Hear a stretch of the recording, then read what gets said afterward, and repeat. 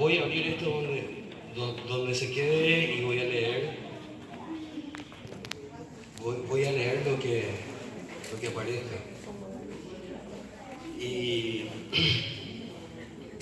bueno, apareció esto que se llama Soñador Errante. En la selva de concreto su alma se perdió. Nadie sabe qué se fue a buscar.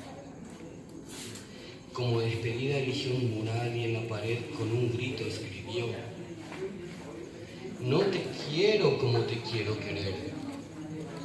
No te quiero como querés que te quiera. Para quererte como debiera, solo te pido que te dejes querer. Su figura se desvaneció lentamente. El espectro de su imagen, mezcla de fuego y de aire, en la niebla del viento norte.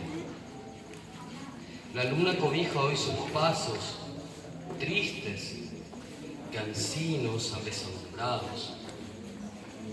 Sus ojos miran siempre el suelo, sus puños apretados, su boca susurrante que tristemente repetía: no te quiero como te quiero querer, no te quiero como querés que te quiera.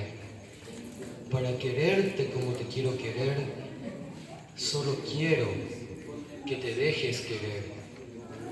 Sombrero negro y una nube, la luna plateada, habitante de la noche, una mochila cargada del ser y la nada.